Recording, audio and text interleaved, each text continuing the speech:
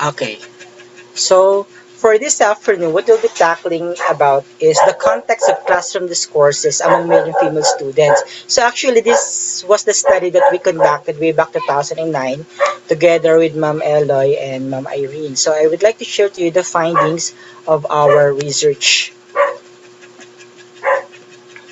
So the context of classroom discourses among male and female students. So gender exerts a powerful influence on all facets of human communication and raises many profound social issues. How does gender affect every individual in everyday interactions? Are individuals treated differently because they are male or are female? So based on what we mentioned a while ago, there are a lot of stereotypings, discrimination, violence that happened with regard to the issues of being male or being female or being man or being a woman. So, school as an academic institution plays a very important role in understanding the behavior of the students in various communication situations. So, from all those things that we mentioned a while ago about gender issues, um, gender concerns, what then is the stand, or how do the schools or the academe um, matter on this kind of concerns? So nabanggit nga natin kanina na dapat from the grassroots level, which is the school, from that level alone, na dapat na mag-manifest na rin yung gender equality from the aside from the house or aside from the home. The school itself should also make use of gender equality in order for them to really propagate that particular knowledge of gender equality among the students. So from this study that we conducted, we are focusing on the behavior of the students in various communication situations. Schools are major context for gender socialization because children spend large amount of time engaged with peers in such settings. So we all know that during weekdays, most of you are exposed in the class or exposed in the school. So how do the school now matters when it comes to educating the students with regard to gender equality? Schools can magnify or diminish gender differences by providing environments that promote within gender similarity and between gender differences, or the inverse, within gender variability and between group similarity. Okay, so this is one thing that school can do to magnify or diminish gender differences, wherein every student will feel that they are equally treated by their teachers, by the other people in the academy.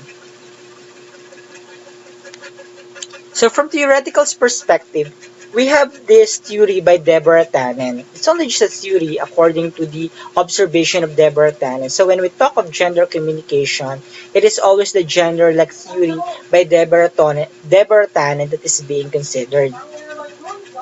Who is Deborah Tannen? So Deborah Tannen believes that the best way to describe communication between the genders is in a cross-cultural format. Why? Sabi nga nila, may kasabihan tayo na men came from Mars, women came from Venus. What does it imply? It implies that men and women came from different culture. Since men and women came from different culture, when they now interact with one another, that implicates that they are into cross-cultural communication.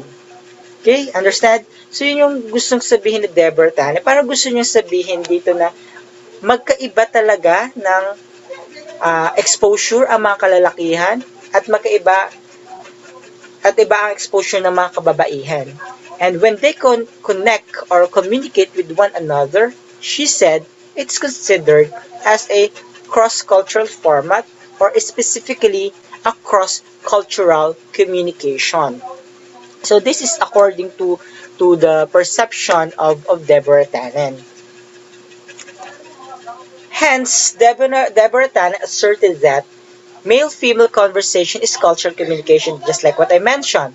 Culture is simply a network of habits and patterns gleaned from past experience, and women and men have different past experiences. So growing up, sabi niya, women have different experiences. Maybe that women grow up with playing Barbie dolls, playing with paper dolls, playing with bahay-bahayan, or something like they are pretending that they are cooking. So those household chores.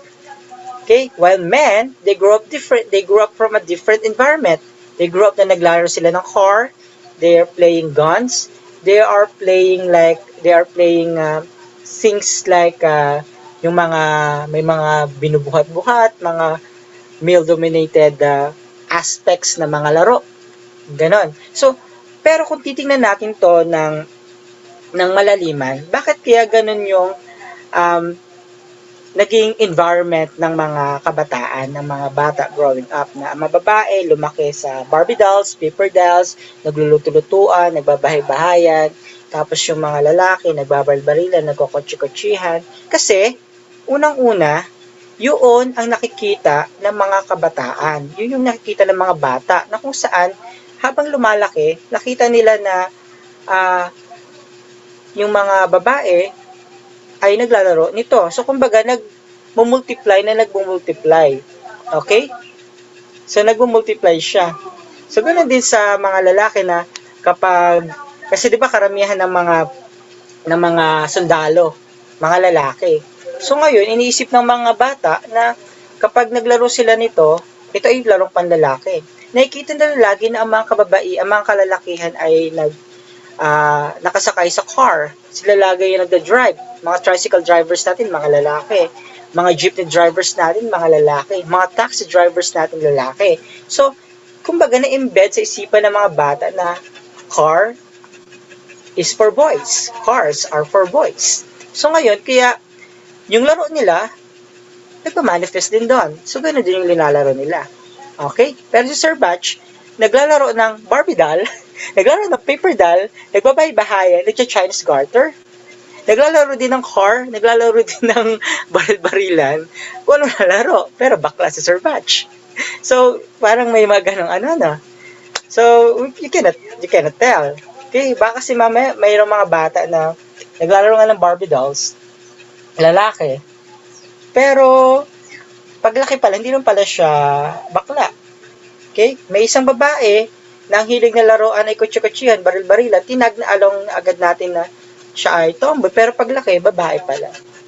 Straight girl. Pero si Sir Batch play both ways. Pambabae na panlalaki. Okay? So, yung patterns daw, but leading that statement from Tannen's point of view, na gusto niyo sabihin na growing up, male and female have two different past experiences, and that those two different past experiences that they have suggest that they grow up from different environment, and growing up from different environment is affecting now the way they interact, the way they communicate with one another, or the way they communicate among those group na kasama nila. Let's say, grupo ng mga kababaihan or grupo ng mga kalalakihan. So, it's interesting to know what if they interact with one another. How do they interact? What if nag-interact sila among the groups nilang mga kalalakihan or among the groups nilang mga kababaihan? Meron bang difference ng kanilang communication? Okay? Yan yung aming naging study. Pero kami, pinag-aralan namin mga college students. Okay?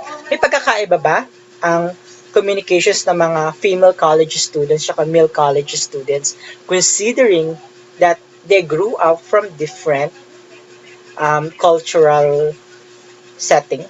Okay, so yun yung pinaghugutan namin nung research namin ito. So in the realm of language and communication, many non-linguists perceive men and women as representing different speech habits. So when we talk of speech habits, may ibang pamamaraan ng pagsasalita or pagko-communicate ang mga kalalakihan. May ibang pamamaraan ang mga kababaihan kapag sila rin ay nagko-communicate. How true is that statement? How true is that? So, mas secretive ba or mas nagbibigay ba ng impormasyon ang mga kababaihan kumpara sa mga kalalakihan? Who says more? Who says less? Who says factual and who says gossip? Who says more opinion and who says less opinion? Babae ba o lalaki? In social media, sino bang mas ma-post? Mga babae ba o mga lalaki? Kapag sa isang debate, sino bang mas maraming opinion? Mga babae ba o mga lalaki? Okay, so, something that we can weigh on, di ba? So, yung sinasabi na men and women daw as representing different speech habits. Tannen said, boys and girls, Tannen said, grow up in different worlds. Even if they grew up in the same house, and as adults, they travel in different worlds, reinforcing patterns established in childhood. Kaya malaki talagang gampanin yung childhood. Nga, di ba, nabanggit natin dun sa mga theories that we mentioned, na the growth years of children is one of the crucial stage. Kasi nga, di ba, sabi natin that children will be just imitating, they will be just adapting kung ano yung na-observe nila sa kanilang lipunan. Okay, so that experiences that they have, those experiences that they have, is actually reinforcing patterns that along the way that they develop sa kanila, and they will carry that growing up. So if they will be carrying something that is a stereotype, so growing up, that will be manifested. If they will be growing up in a society wherein everything is properly weighed, everything is taught them na there is no gap between male and being male or being female, then might as well growing up ay mababago yung kanilang perception. Okay? So, pero kapag lumakas sila doon na stereotype, nakikita nila sa kanilang family na may stereotyping, kapag lalaki, dapat ay taga-igib lamang. Kapag babae, dapat taga-hugas ng pinggan at taga-pagwalis.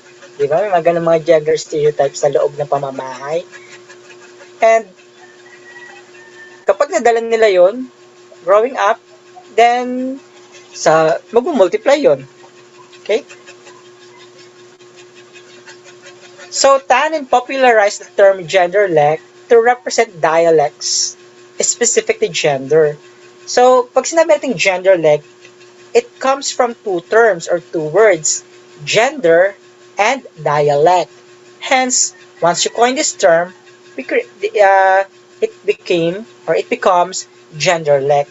Gender, dialect, genderlect. So, gusto niyo lang sabihin doon na may ibang speech habits or speech pattern ang mga kababaihan tsaka kalalakihan. So, feminine focus, masculine focus according to Tannen. Sabi niya, women seek human connection as compared to men. Kumbaga kapag ang mga babae daw, sila tong mas nakikipag-connect sa kanilang kausap. Mas nakikipagkaibigan, more friendly. Okay? So when they talk, when they speak, they're seeking for human connection. So, kaya dumadami yung kanilang mga Mars.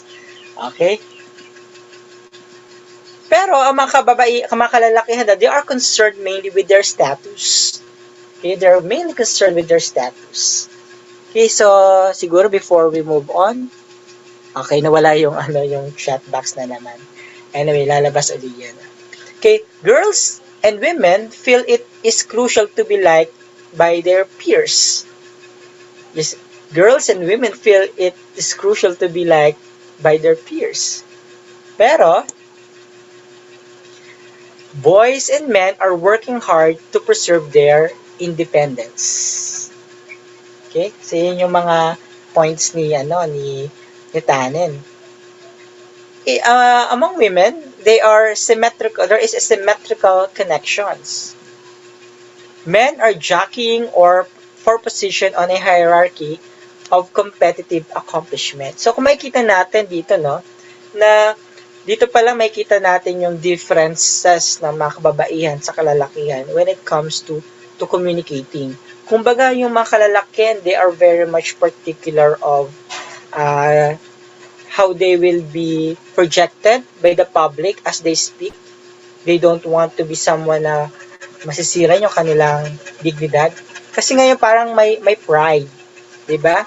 Ayaw nilang masira in front of the public, ayaw nilang mapahiya in front of the public when they speak. Kaya men are concerned mainly with their status daw, according kay Tannen. Okay? And they are seeking for independence. They preserve their independence. Okay? So these are the things that can be pondered on when we look at the theory of Tannen. Okay. So, women use rapport talk kasi nga, di ba, mahilig sila makipag-beshi, mahilig sila makipag-Mars. So, kaya gumagamit sila ng rapport talk to establish meaningful connection with others. Siguro ito yung dahilan kung bakit karamihan ng mga cashier ay babae. Pwede rin natin itong bigyan ng implication na gano'n kasi mas magiliw sila sa customers na mas napapersuade nila yung mga tao to buy more, which is like daw sa mga kalalakihan. Maybe we can make use of that as an excuse doon kung bakit mga kababaihan, or an explanation, not necessarily an excuse but an explanation why there are more women na nasa cashier, mga nasa front desk. Okay?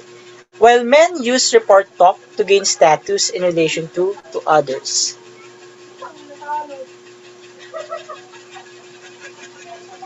Okay. So, let's see. So, ayan.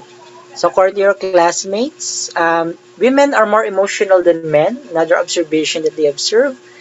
Mas na-establish ang pagiging customer-driven or friendly sa mga kababaihan. So, that is according to some of your classmates. Okay? So, we can also look at now gender in media. So, print, when we talk of media, we're pertaining to print, or specifically newspaper, broadsheet, broadcast, or referring to television and radio, and we have social media. So, nakita natin the other perspective of the difference between male and female as revealed by genderlect theory by Deborah Tannen. But this time, let's look at how do media project or portray men and women. Are there gender differences or are there gender bias as to how media portray male and female? And considering how powerful media is, so it can really affect now the perception of the society. Napakalawak ng media. Napaka-powerful nila. Okay? So, in 2015, the Global Media Monitoring Project, supported by United Nations Education, Scientific, and Culture Organization and UN Women, conducted a research. So, it is called the Media Monitoring Project because they monitored the numbers of male and female in the different media. So, binibilang nila yan. Ilan yung mga babae doon sa news, ilan yung mga news presenters, ilan yung mga babae doon sa mga ads, etc., etc. So this is some of the snapshot.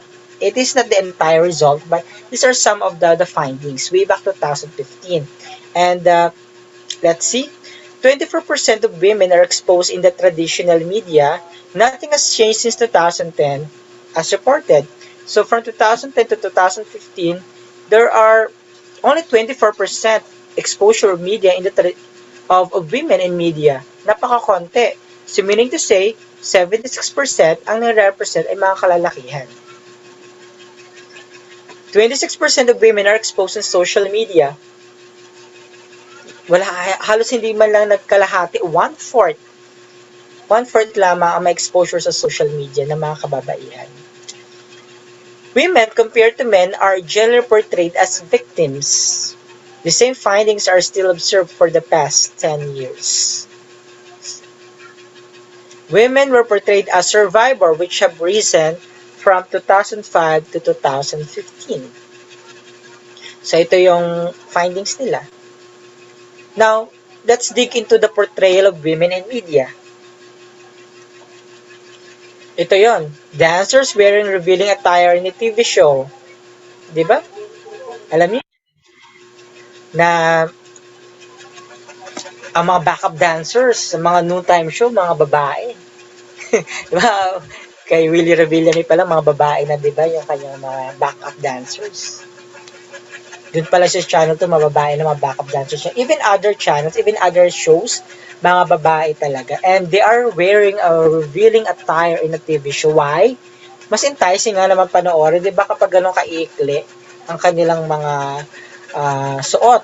Pero, it's too much of that. Kasi you're showing much of the skin of women.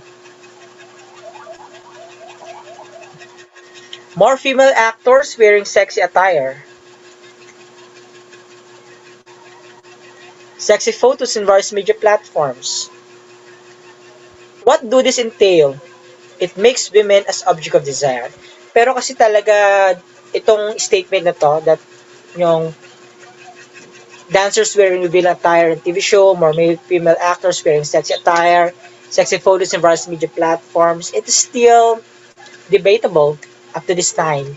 Kasi they are somehow using this to, yung mga babae mismo na nandoon, gusto rin naman nila yun eh. Why? Kailan nila kumita? Pangalawa, they are confident of what they are wearing. So, yun yung ilan sa mga argument. So, hati pa rin yung ganong perception about sa mga kababaihan who are into showing much of their skin. Even in many of the pageants, talagang ito rin ay pinag-uusapan. Dapat ba na meron pang swimwear competition sa mga ganong pageant? Okay, so may mga ganon pa rin mga hati ang opinion with regard to that. But these women do like to expose themselves. Silang pumili nun eh, kagustuhan nila yun eh. Pero there are some part of that it entails, yung mga maduduming isip, it entails that these women are into being an object of desire. Okay? So, as educators, where should we place ourselves? Okay? So, a 2013 study titled Gender Representation in Philippine Television Advertisement, look at the advertisements played during the primetime programming of ABS-CBN and GMA7. So, it was a study for stereotyping in advertising media. So, for the representation of women, out of 254 primary characters, 58.3% are females and only 41.7% are males. So, mas maraming mga kalalakihan daw ang mga kababaihan na nasa advertising. Kasi nga, iniisip nila na mas saleable, mas nakakabenta ng products kapag ang mga endorsers mo, kapag ang mga nasa commercials mo ay mga kababaihan. Okay?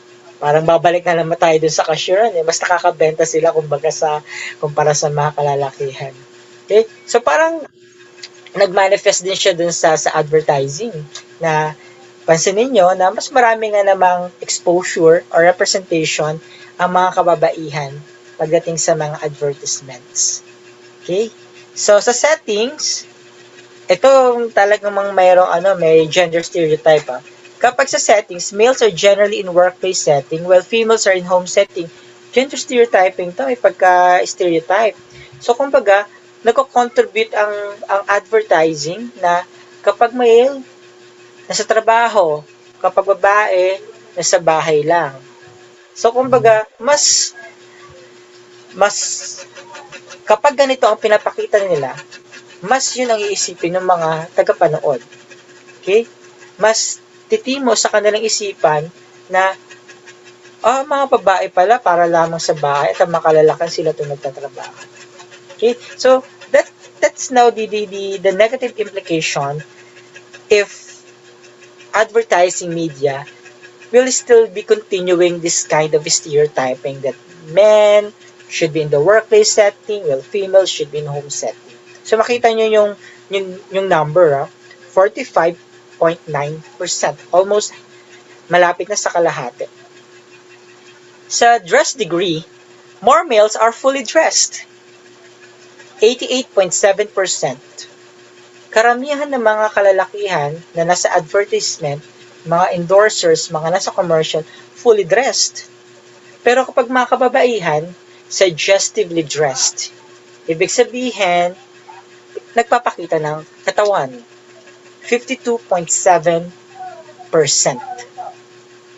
Okay? Ganun karami ang mayroong suggestively dressed ng mga kababaihan. Okay? So, kumbaga nagagamit nila mas marketable yung mga babae sa advertisement. Product categories. More female endorsers for cosmetics and toiletries and more male endorsers for health-related ads. Okay? Next. Rise of FEMVERTISing. So, what is FEMVERTISing? So, I'm introducing to you this term so that you could use this later on kung meron kayo gustong gamitin. So, there are some instances wherein the products are for men yet the women are used to sell the product. Akalitin natin. There are some instances wherein the products are for men yet the women are used to sell the product. Di ba may mga ganyang mga advertisements? FEMVERTISing means feminist advertising. So, it is an advertising employs pro-female talent, messages, and imagery to empower women and girls. So, it started attracting attention in 2014.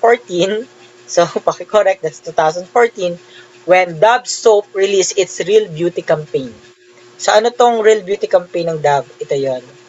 So, ito yung tinutuloy sa Philippines na there's another rise of FEMVERTISing in the Philippines wherein Dove Soap is celebrating femininity by celebrating women's own beauty regardless of their color. Okay? Para kasi ganun yung pinapromise ng Dove. You are beautiful on your own. Although gusto ng Dove na ipakita na puputi ka if you use their product. Pero they set aside that kasi naging issue rin yung color discrimination na yan, di ba? Yung racial discrimination ng color ng Dove dati. Kaya yung black and white na babae, naging issue sa kanila. So, they really need to repackage it. Hence, they have come up with this kind of advertisement. So, in newspaper, paano naman yung representation sa newspaper? Yung blue, yun yung lalaki, yung pink, yun yung babae. Okay? May pagka-gender stereotype na rin tong color na ginamit ko. Okay. So, anyway, for the sake of just showing you the difference. So, makikita ninyo na mas malaki ang representation ng mga kalalakihan sa newspaper. Sa exposure, mas malaki ang exposure ng mga lalaki. Sa source of information and opinion, mas tinatanong ang mga kalalakihan kaysa sa mga babaihan. In terms of spokesperson, mas maraming spokesperson na kalalakihan. In terms of experts, health, politics, etc., mas maraming experts na kalalakihan. In terms of vox pop or the voice of the people, mas almost closed. Sa wealth, almost closed naman yung dalawa. Sa working class, mas marami ang nababalita ng mga kalalakihan sa politics, etc. etc. So generally, mas maraming mga kalalakihan ang nare-represent sa newspaper. Anong implication nito? So, since less representations for women, mas dumarami ngayon yung ang stereotypes about women and men. Okay? Na babawasan ng representation ang mga kababaihan. So, images of men and women as portrayed in media, una, it is said that it is unrealistic. Why? Women are underrepresented, which falsely implies that men are cultural standard and women are unimportant and invisible. Stereotypical. Men and women are portrayed in stereotypical ways that reflect and sustain socially endorsed views of gender. Third, restricting. Depictions of relationship between men and women emphasize traditional roles and normalize VAC or violence against women and children. Bawsi yan, bawsi. So if you're just going to look at it, this news from a newspaper, Phelps ties for silver in 100 fly. Ledecky sets world record in women's 800 freestyle. Dito pa lang mayroon ng unfair treatment sa mga kababaihan eh. So dahil ba, bakit mas malaki ang pangalan ni Phelps dito kaysa kay Ledecky? Pero lang naman silang naging winner. Para naman silang nanalo sa Olympics. Bakit mas malaki ang pangalan ni Phelps kaysa kay Ledecky? Okay? Bakit parang secondary story lang si Ledecky?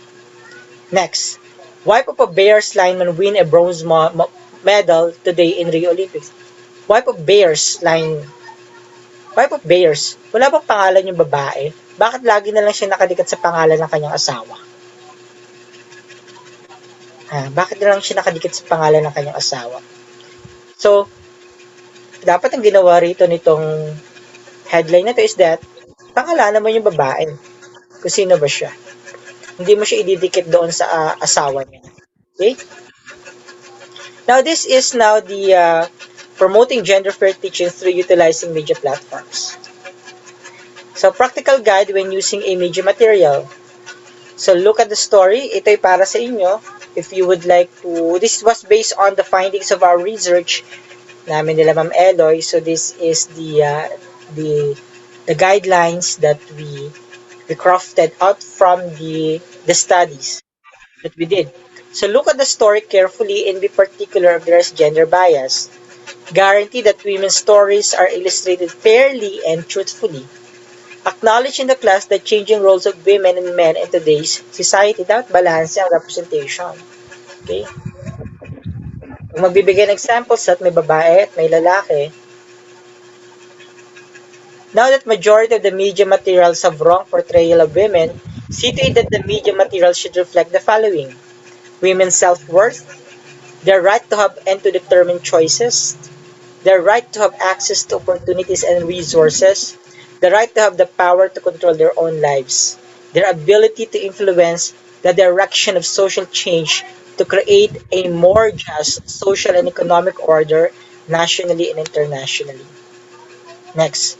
Project the image of women and men regardless of their age, religion, social stature in a dignified manner. Refrain from presenting women as inferior beings or the weaker sex and men as a stronger race. Do not make degrading comments about the roles of women and men. Do not tolerate objectification of women. Protect the image and identity when tackling sensitive topics. Do not sensationalize. Avoid victim blaming. Okay? So, you as a future teacher, look for a media material that liberate men and women from rigid standards. Challenge stereotypical portrayal and rigid gender roles. Present an inclusive image of the family. Sabi nga natin, good representation begins from the family. Okay? So, those are some of the insights, general insights that we can look at gender from different perspectives. So we look at gender from general point of view based on genderlect theory. We look at it based on media, and then we escalate that, cascading that from different forms of media, from newspaper, broadcast, up to advertising. And we see there, from theoretical perspective up to the media perspective, we can see there that there's really a disparity when it comes to male and female. There's really a gender difference between male and female based on those things that we mentioned a while ago. Now, what's the thing that we can do in order for us to at least minimize those general concern? So we can make use of gender fair language. We can make use of gender fair language. Okay, so I'm sure that you have already heard of gender fair language from other people, or you have already read some of them. So let's just have some highlights of these discussions since we are into language still, into language. So let's go back again. Traditional gender stereotypes. So feminine versus masculine. Feminine, not aggressive, masculine, aggressive. Feminine, dependent, independent. Feminine, easily influenced, they can be easily persuaded. And masculine or male, not they cannot be easily influenced. Female are submissive. Males are dominant. Females are passive. Masculine, active. Females are home-oriented, or masculine, they are worldly. Feminine, they easily hurt emotionally, while masculine, they do not hurt emotionally, etc. etc. So, ito yung mga stereotypes. Ito yung mga stereotypes. But, they're not true to all. They're not true to women alone, or to men alone, because men can also be not aggressive. Female can also be aggressive. Female can also be independent. So regardless of the gender, so there can be both ways. So sexism in language. So the use of sexist language is part of our increased awareness. So ano ba yung pinanggalingan nito? Historically speaking nga, we, we grow up from a male-dominated society. But since we grow up in a male-dominated society, our language is also affected by it. Language and society. Okay? So, since karamihan nga ng mga kalalakihan ay dominated ang ating society, ngayon, yung mga language na ginagamit natin, na-affix na rin sa kanila. Naka-affix na rin sa kanila. Dahil nga, ang mga kababaihan can be a weak kind of personality, has a weak kind of personality. Yun yung naka-attach sa mga names nila. Okay, so yun yung kinalikhan nating lipunan eh. So, most of the time, it develops members of one sex, almost women. Ito yung sinasabi ko na kung bakit nagkaroon ng effect ang male dominancy on the language, because most of the languages that we have, sometimes or most of the times, they develop members of one sex that mostly are women. So some words have changed in response to the changing roles of men and women in our society. Thus, equality between men and women happens or occurs. So what is gender fair? Gender fair language minimizes unnecessary concern about gender in your subject matter, allowing both you and your reader to focus on what people do rather than on which sex they happen to be. Kasi kapag lagi mong ginagamit ay policeman, policeman, policeman, the policeman is, so iisipin ng mga tao kapag policeman lang. Okay? Yung mga ganun ba? Na mga paggamit ng mga terms. Fireman, fireman. So kapag fireman, man, lalaki lang. Paano man pag babae? Hindi natin po pwedeng gawin firewoman. Mamaya, i-discuss natin further yan. Okay. So, Gender-fair language removes the issue of the average reader's perception of imagining a man when reading he, his, or men. It removes the bias of not visualizing a working environment containing both genders rather than concluding a male-dominated situation. It must be implemented carefully as it replacing he with she can draw even more attention gender gender vice the gender vice the content. Okay. Sino ang iniisip mo rito? Tubero, musikero, bombero, latero, inhinyero, barbero, karpentero, aktor, kargador. Sino ang iniisip niyo lagi rito? Mga babae, lalaki? Ha? Anyone? Sino ang iniisip niyo? Men. Lalaki. Lalaki po. Male. Male. Diba? Male. Obviously. Male. So kapag bombero, lalaki lang. Pag musikero, lalaki lang. Pag karpentero, lalaki lang. Pag aktor, lalaki lang. Kapag kargador, lalaki lang. Okay? Kapag engineer, lalaki lang. So, pero kapag direktora, doktora, kapitana, donya, actress, heiress, sino ang tinutukoy natin dito? Girl. Babae. Kasi nga, anong nakatulong sa atin? Dahil merong O sa dulo at merong A sa dulo. Isip na, babae nga lalaki. Pero tanggalin natin yung ganyang perception. Kasi, halimbawa, isipin natin, kapag nagkaroon ng survey, kunwari, lumalabas na, napakaraming mga karpentero. Tapos, naisulat yon or nathala yon. So, karpentero na karpentero ang gagamitin. Sa makakabasa nun, iisipin nila na, kapag karpentero, lalaki na. Okay? So, yun yung implication nun sa language. Dahil kapag lagi mong ginagamit yun sa pagsusulat, sa pagsasalita, ang gagamitin ng mga kausap mo, gano'n na rin. Hanggang sa pumasok na sa isipan nila na kapag karpentero, kapag engineero, lalaki lang. Meron tayong mga babae na engineer. Diba? May mga babae rin tayong nagka-carpentry. Diba? Meron din tayong mga babaeng nagbobombero, firefighter. Okay? So, there are terms that denigrate or annihilate women. Let's say bitch, whore, slut, dish, piece of ass, piece of tail, bunny, cheek, doll, pussy, cow. Yan. These are some words that denigrate women. Sa Pilipino, meron tayong PO, GRO, hostess, hot mama. Halimbawa sa Tagalog, nakakita ako kagabi ng puta. Negative agad yung connotation nun eh. Ang kapatid ni Bobby ay GRO. Negative ang connotation. May classmate akong pokpok.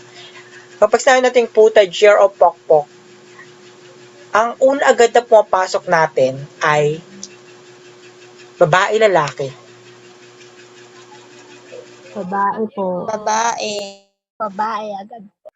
Babae agad. Di ba? Babae. Meron din namang GRO na lalaki. Di ba? Okay, may puta rin naman na lalaki. Meron din namang pokpok na lalaki. Pero kasi nga, yun na yung naitatak sa mga kababaihan. I am not saying na dito na this is some kind of a work that should always be done. But what I'm trying to point out here is that kapag puta, GRO, pokpok, babae alagad yung pumapasok sa isipan ng mga tao. Kasi nga, yun yung laging kino-communicate. Yun yung laging ginagamit.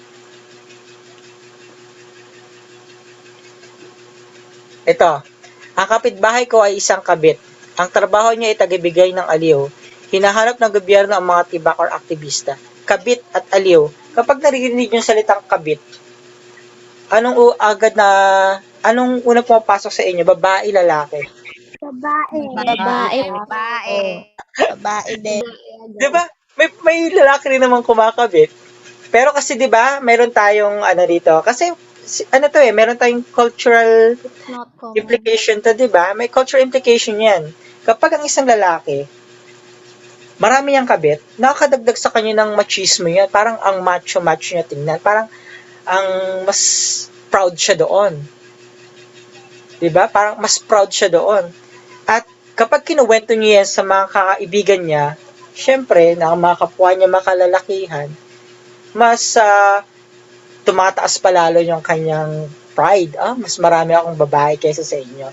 Pero, kapag ang isang babae nagkabit, ikwento niyo yan sa iba, ang implication agad negative. I'm not saying that kabit in general is positive or negative, is positive, but what I'm trying to point out here is that kapag narinig yung salitang kabit, babae agad yung nasa isip.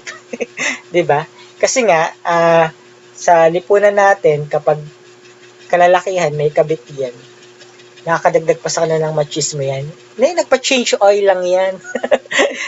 Nagpa-change oil lang. Okay. Tagabigay ng aliw. Anong agad papasok sa isip niyo? Nagbibigay aliw. Babae, lalaki. Babae. Babae po. 'Di ba? Binigyan na naman kayo ng maling connotation. 'Di ba? Negative na naman yung connotation sa inyo. Bakit kalalaki rin naman nagbibigay rin naman ng aliw, 'di ba? So kumbaga, ba't lahat ng mga negative na mga ganitong terms laging ina-associate nyo sa mga kababaihan? Pero pag sinabi nating tibak, aktivista, ano agad ang gender na pumapasok sa inyo? Babae, lalaki? Lalaki po. Lalaki po. Lalaki. Anong Lalaki. Yes, lalaki. Kasi kapag mga lalaki, di ba sila yung talagang humaharap sila sa madaming tao, sila yung nakikibaka. Pinapakita dito, anong implication nun? Dito, pinapakita na sila yung mas strong. And women are weak. Negative na naman ang implication sa mga kababaihan. So ito yung sinasabi natin na yung mga terms na ginagamit natin, kasi ito yung nabuo na konsepto sa atin ng lipunan, ito yung laging kinakabit natin kapag naririnig natin yung ganong salita. Pokpok, kabit, aliw, GRO, negative ang implication nun at lagi siyang ina-associate sa mga kababaihan. Di ba napaka-unfair sa inyong mga kababaihan yun? Na pag ganitong mga negative things, negative matters, ay sa inyo lagi ang bato. Okay? So, yun yung isa sa mga issues na may patungkol sa paggamit ng mga languages na ito. Kasi nga, ang punto natin dito is yung lipunan, malaki ang epekto sa paggamit natin o pagbibigay natin ng kahulugan sa isang salita. Sexual terms for men, pero dapat balance rin tayo. Ayan. Kapag boy toy, stud muffin, hunk, macho, of course pang lalaki yan.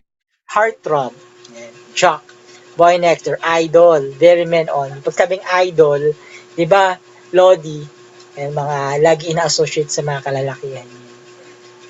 Other statements. Mama, bayad po isang senior. Ngayon ay enrollment ng freshmen, may men. Ang senior kasi 'di ba is for male. Freshman, may men, pang lalaki. Wala pare, init ulo ni commander. Pag commander ang tinutukay agad 'di ba ay babae. Yan. Asa na si chairman? Chairman, may man. 'Di ba, may man. Tapos nasanay rin tayo sa expression na oh man. Oh guys, hi guys. 'Di ba kapag mga vlogger, hi guys. Pero pag guys mga kalalakihan yun. Tapos guys, oh boy. Yung mga expression na to, idol, terms na ginagamit natin sa mga both male and female, pero ang terms na ginagamit natin ay mga kalalakihan. Men, guys, boy. Okay. So, how does this promote gender awareness? The use of non-sexist language in preparing letters, memoranda, and other communication will encourage us to avoid implicit and explicit discriminatory language against women and men. This helps promote gender sensitivity in the workplace. So, dapat sanayin nyo ang sarili nyo na gumagamit kayo ng gender-fair language. Mamaya papakita natin yung mga gender-fair language, mga alternative language, para maiwasan natin yung mga term na policeman, fireman, okay, yung mga terms like that. Halimbawa, these are the kinds of sexist language So you can actually download the complete list. Di ko linagay rito yung lahat ng mga list, yung mga commonly used lang.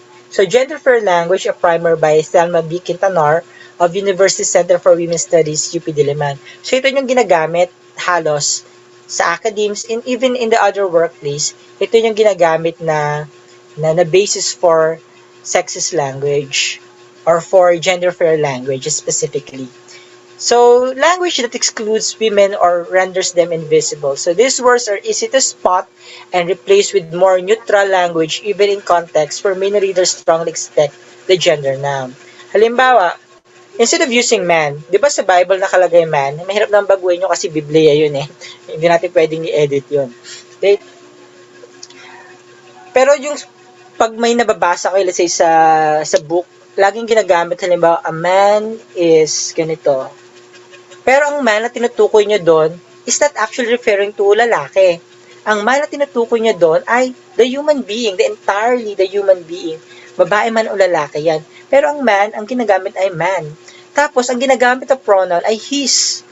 So, kumbaga, pagbabasahin mo yung buong teksto, yung buong content, ay tumutukoy sa mga kalalakihan. Kumbaga, nasa-set aside ngayon yung mga kababaihan. Doon pa lang sa mga nababasa natin sa mga textbook. Kaya ngayon, iniiwas-iwasan na yung paggamit na example na a man is, tapos he is. Iniiwas-iwasan kung ang punto mo ay you're referring to every individuals. Kung ang punto mo ay tumutukoy ka both male and female. So, what's the alternative? Person, individual, or human. Okay, let's say a man is a cashier.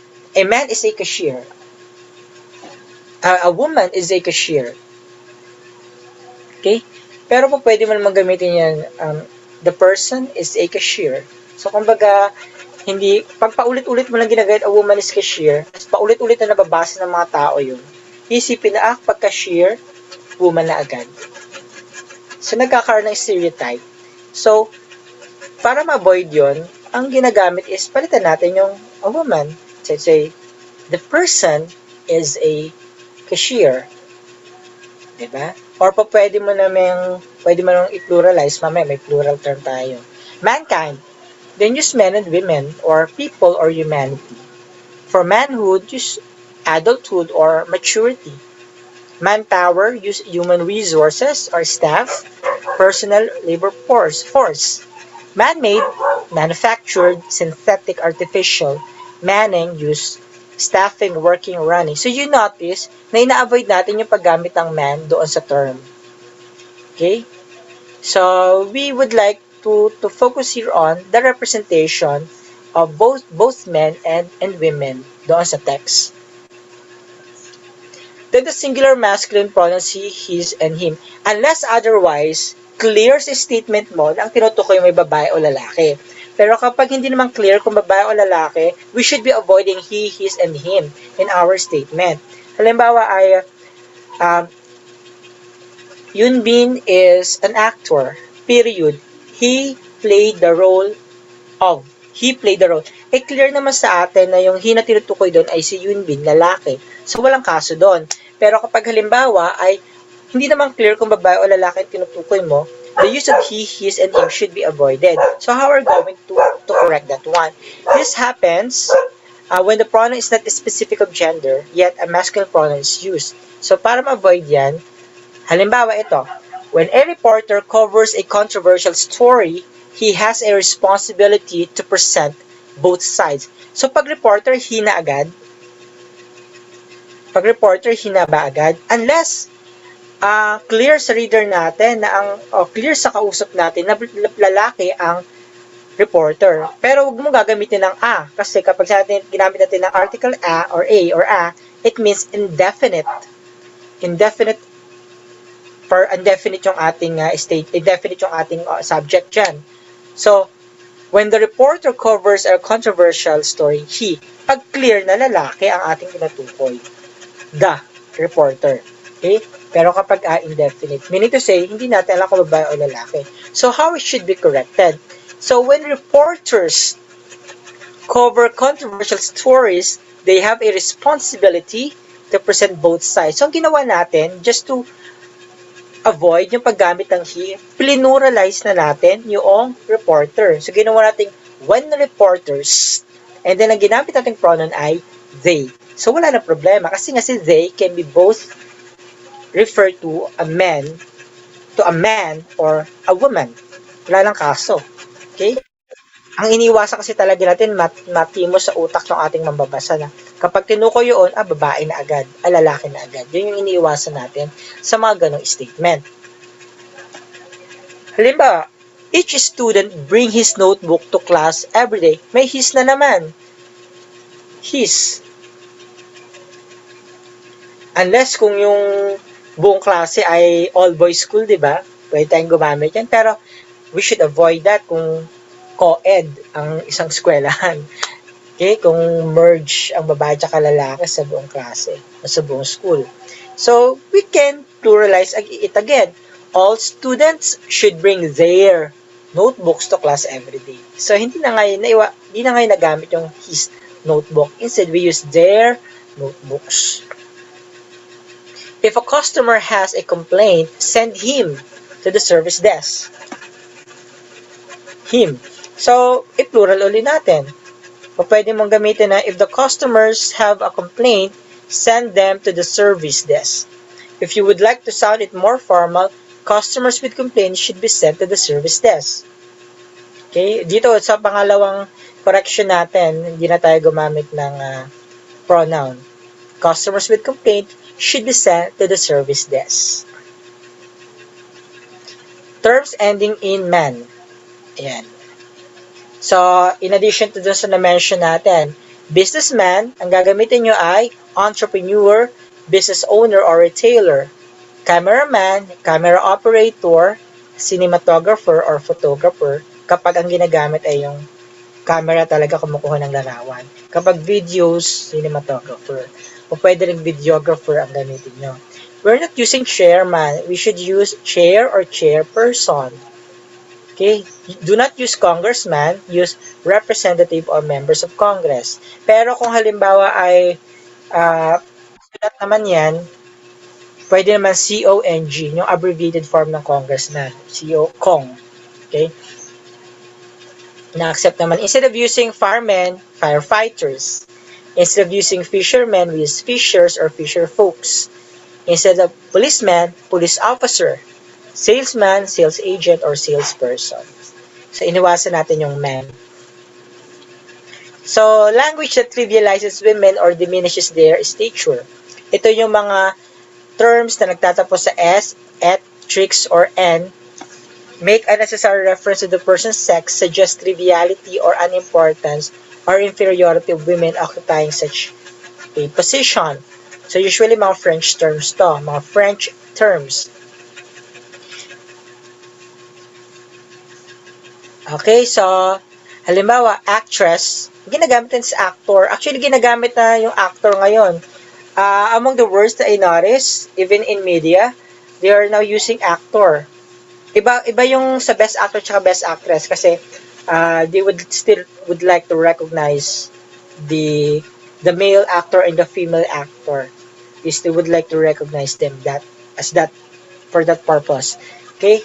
Para mas may representation, equal representation na nanalo. Yun naman yung kaya hindi nila binag yung best actor at best actress na para may representation lagi ang mga babae at kalalakihan doon sa mga award giving bodies. Pero if you're referring to someone who do acting job, generally speaking, ginagamit natin is actor. Okay? We're no longer using comedian, just such as this example, we use the example like comedian. Here, ito yung example na to, ganito ang ginagamit natin. We're no longer using heroine, it should be hero to refer to general. Hostess should be host. Usherette, usher. Stewardess, flight attendant. So itong mga nasa alternatives, sila yung mga gender fair term. Okay? Use of sex-linked modifier which sounds gratuitous, patronizing, and suggests that the norm for some occupations is for a particular sex. We don't use lady doctor, just write doctor. remove woman, female, girl, male, or male. Just state directly kung ano sila. Doctor, writer, lawyer, athlete, nurse, secretary. Halimbawa, if the researcher is the principal investigator, you should place an asterisk after his name. So, ang problema natin dito is that pag principal investigator he agad, so it should be avoided. Place an asterisk after the name of the principal investigator. So, we avoided yung paggamit ng he at that's what makes it more gender fair. So, next, pwede rin, ganito ang gamitin mo. If you are the principal investigator, you can, or you should, place an asterisk after your name.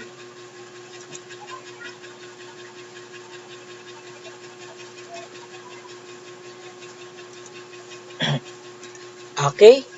Another one, the driver should take his completed registration form to the clerk's window and pay his license. So, driver, his agad ginamit. So, it should be corrected. You should take your completed registration form to the clerk's window and pay your license. So, gender fair siya. So, another one, each supervisor will be at his workstation before 8 a.m. So, how are we going to make this gender fair?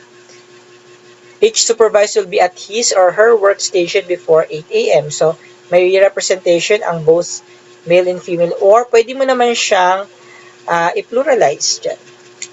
The supervisors will be at their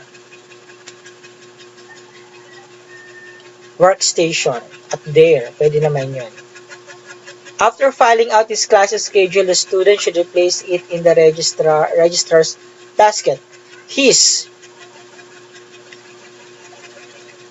After filing out classes schedule, the student should place it in the registrar's basket. So, gender fair na siya ngayon.